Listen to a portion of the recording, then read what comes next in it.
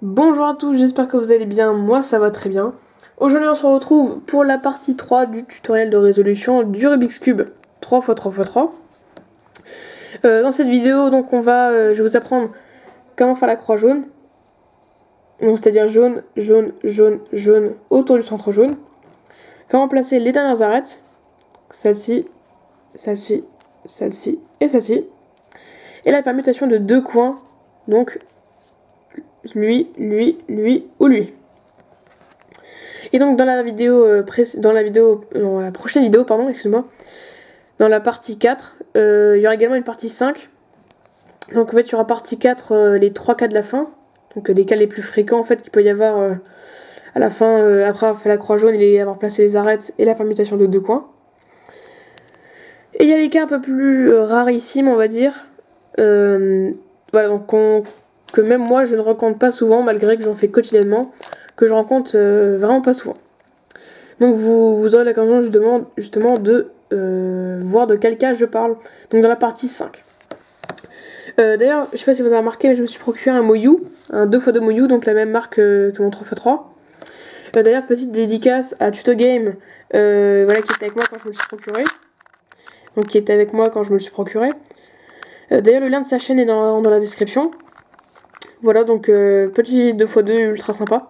Donc justement, j'utiliserai ce 2x2 pour faire mes tutos 2x2, donc dans les prochaines vidéos. Donc là maintenant, on va vraiment s'attaquer au 3x3. Donc déjà, il y a un petit principe qu'il faut que vous compreniez. C'est que déjà, il va y avoir plusieurs cas différents. Donc là, premier cas, quand vous avez fait la deuxième couronne, évidemment, il y a la chance. Soit vous ayez juste un centre jaune, soit une barre verticale jaune, soit un petit L à l'envers jaune. Donc c'est-à-dire jaune, jaune, jaune. Donc c'est-à-dire ça. Ça c'est un petit L à l'envers jaune. Et donc pour n'importe quel cas que vous ayez, donc soit vous avez un centre jaune, soit une barre verticale jaune, soit un petit L à l'envers jaune, et si vous avez encore plus de chance, vous avez déjà la croix jaune. Donc pour n'importe quel cas que vous ayez, pour n'importe quel si vous avez de la chance ou pas, pour n'importe quelle circonstance, de ce que je viens de vous expliquer, vous allez faire la technique suivante. Et vous allez obtenir donc justement différents résultats. Donc moi en l'occurrence, j'ai un petit L à l'envers jaune du coup, donc je vais effectuer la technique qui marche encore une fois pour tous les cas que vous ayez. Donc la technique c'est celle-ci et c'est parti. Je descends, je tourne à droite, je pivote, je tourne à gauche, je descends et je remonte. Donc moi j'ai obtenu une croix jaune. Alors pour ceux qui avaient juste un centre jaune, vous allez avoir une barre verticale jaune. Et donc vous la prenez verticalement et vous refaites la technique que je viens de vous montrer. Pour ceux qui avaient une barre jaune verticale, vous avez du coup obtenu un petit L à l'envers jaune. Et pour ceux qui avaient comme moi un petit L à l'envers jaune, vous avez désormais obtenu une croix jaune. Donc maintenant on va devoir placer les arêtes. Donc quand je dis placer les arêtes, c'est un peu comme la première partie, c'est-à-dire de faire en sorte que cette couleur corresponde à la couleur du centre. Donc là en l'occurrence, jaune, bleu, rouge, ça marche pas. Là ça marche. Là ça marche pas. Et là ça ne marche pas. Donc je rappelle qu'il faut bien deux arêtes qui marchent. Donc par exemple, là ça aurait été jaune, bleu et jaune, orange, ça aurait marché. Alors que là il y a juste le vert qui est bon. Donc pour essayer d'en trouver deux, vous allez tout simplement tourner cette couronne. Donc là j'ai tourné. On voit que là ça marche pas, toujours pas. Là on tourne, hop, ça marche, et là ça marche. Donc là bien sûr c'est ces couleurs, mais ça aurait pu être n'importe quelle couleur. Donc là en l'occurrence c'est bleu-orange partout. Tous les deux ici. Et donc ici il va falloir échanger cette couleur, enfin cette arête plutôt, et celle-ci. Donc pour les échanger, il va y avoir une technique assez simple. Donc là vous allez prendre votre Rubik's Cube comme ceci, et vous allez faire la technique suivante. Donc c'est parti. Je monte, je tourne à gauche, je descends, je tourne à gauche, je monte, je tourne 2 fois à gauche, je descends, je tourne à gauche. Et donc là, on vient d'inverser, comme dit, les deux arêtes. Donc après,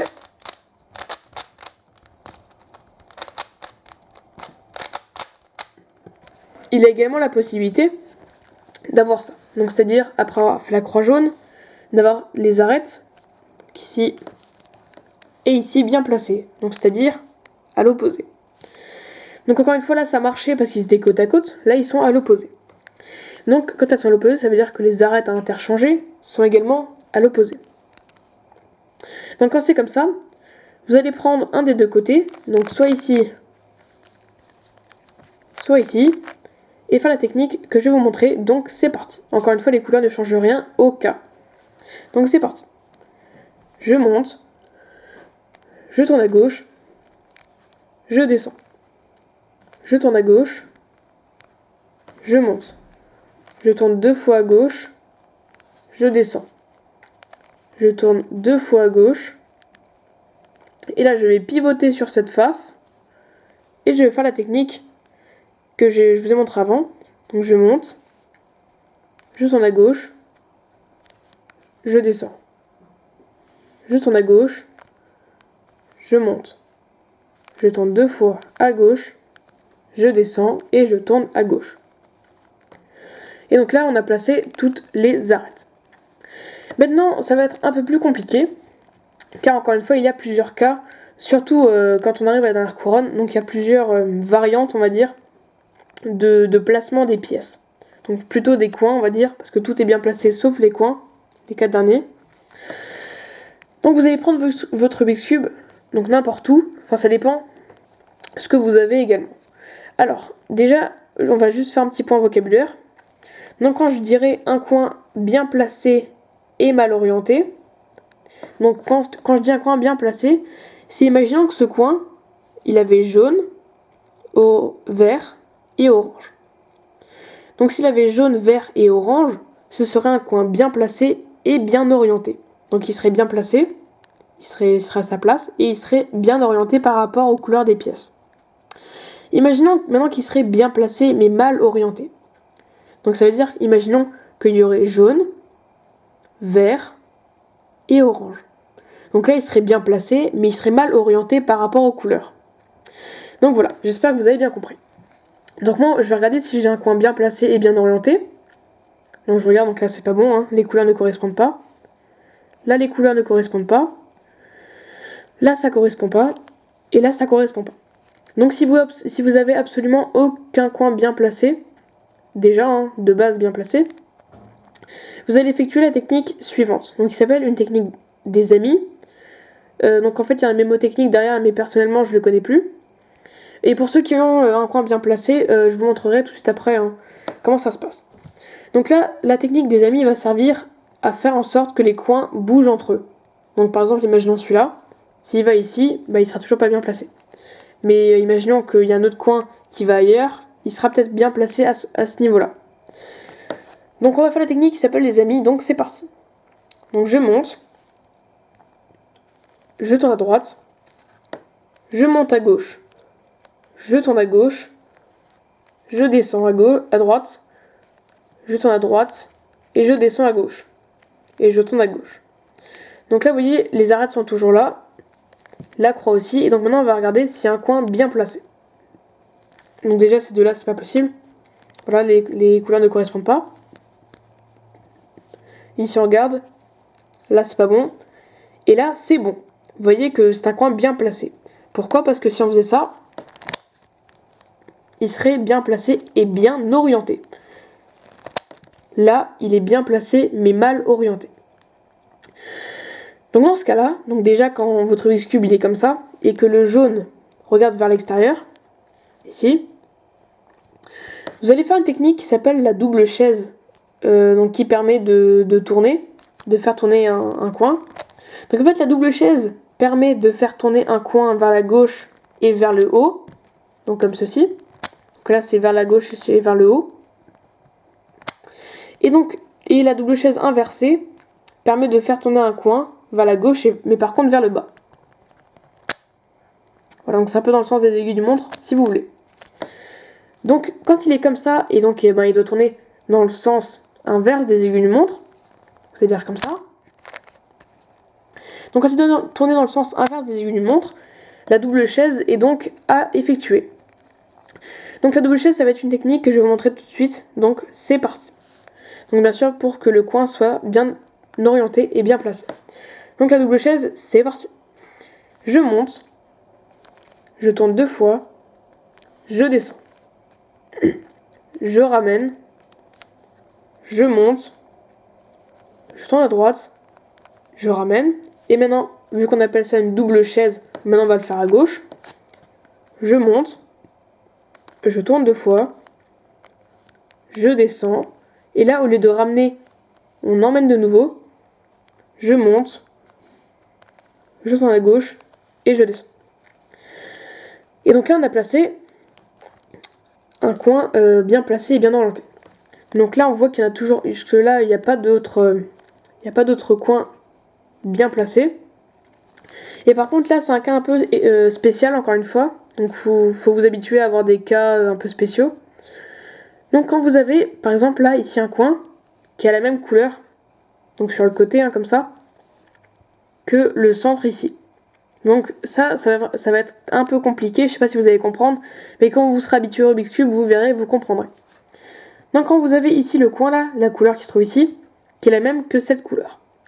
Et qu'en fait ce coin contient les couleurs de cette face et cette face. Donc en fait réellement il pourrait se mettre ici. Donc, le jaune pourrait aller là, bleu, rouge. Jaune, bleu, rouge. Donc ça, comme dit, en fait, moi j'arrive à le prédire parce que quand la couleur de cette face est ici, quand la couleur de cette face est ici, et quand le jaune se trouve derrière, enfin à un moment, quand vous en ferez régulièrement, vous arriverez à prédire même des trucs, je veux dire. Voilà. Donc ça c'est un cas un peu spécial, et donc on va faire la technique des amis, encore une fois, donc il va nous permettre de placer ce coin ici. Car comme je vous ai dit, en fait, la technique des amis permet de faire tourner les coins entre eux. Donc, d'où justement les amis. Donc, c'est parti pour les amis. Donc, je monte, je tourne à droite, je monte à gauche, je tourne à gauche, je descends à droite, je tourne à droite, je descends à gauche et je tourne à gauche. Et donc, vous voyez qu'on l'a placé. Donc, franchement, c'était vraiment, vraiment pas dur. Après, il y a également cette possibilité que vous ayez un coin bien placé ici, et donc que ici, alors là c'est un cas de la fin en fait, j'ai pas fait exprès, excusez-moi. Voilà, comme ça c'est mieux. Donc en fait ça c'était un cas de la fin. Avant vous voyez il y avait un coin bien placé ici, et donc c'était un cas donc, que je vous montrerai dans la partie 4. Donc là si vous avez un coin bien placé ici, et que ici donc le jaune regarde à la gauche, vous allez devoir effectuer la double chaise inversée du coup. Parce qu'avant la double chaise, ça faisait tourner dans le sens inverse des aiguilles d'une montre. Or là, il faut que ça tourne dans le sens des aiguilles d'une montre. Donc vers la droite.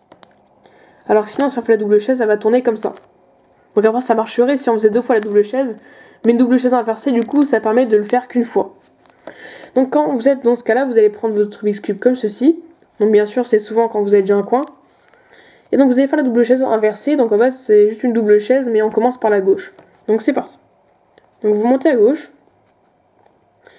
vous tournez 2 fois, vous descendez, vous tournez une fois, vous montez, vous ramenez et vous descendez. Donc maintenant on va le faire à droite, et encore une fois la double chaise c'est un mnémotechnique mais je me rappelle plus. Donc je monte, je tourne 2 fois à gauche, je descends, je ramène, je monte, je tourne à droite et je descends. Donc vous voyez qu'on a placé ce coin.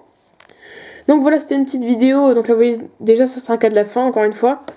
Donc quand vous avez fait la permutation de 2 coins, et donc après il y a les 6 cas de la fin en tout qu'il y a possibilité, même si quand on n'a pas encore placé les arêtes, il peut y avoir déjà un cas final assez rare encore une fois. Voilà, donc j'espère que cette vidéo justement a été un peu longue. Donc là on est à 15 secondes on est à 15 minutes maintenant. 15 minutes et 3 secondes actuellement.